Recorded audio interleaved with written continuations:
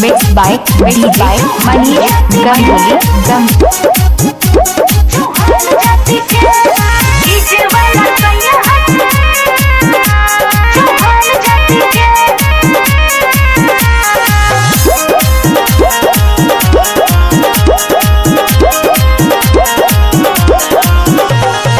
आइल बारू नाचे नहीं जैबू बची के, आइल बारू नाचे नहीं जैबू बची के।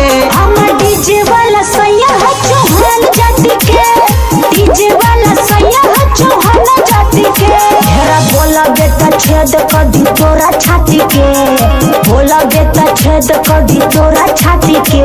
हमर डीजे वाला सैया है चौहान जाति के, डीजे वाला सैया है चौहान जाति के। Mixed by Manish Ganguly Gam.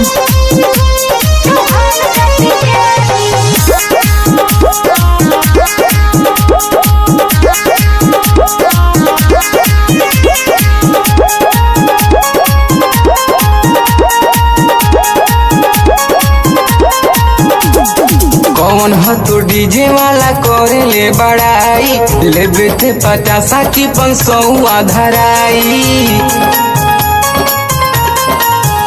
अरे तोरा जैसा लड़का के पीछा घुमावे, 50-100 रोज उड़ावे। अरे राइफल लेके चले उतर दिनों राती के, राइफल लेके चले उतर दिनों राती के। हमर डीजे वाला सैया है चौहान जाति के, डीजे वाला सैया है चौहान जाति के। Mixed by Manish Ganguly Gam. Chauhan जाति के, डीजे वाला सैया है चौहान जाति के।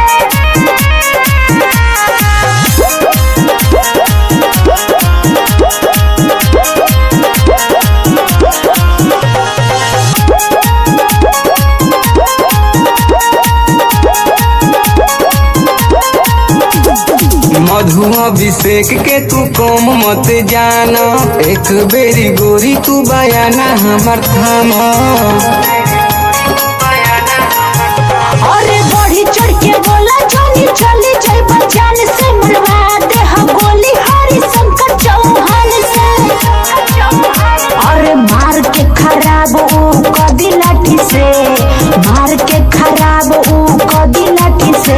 हमर डीजे वाला सैया है चौहान जाति के, डीजे वाला सैया है चौहान जाति के।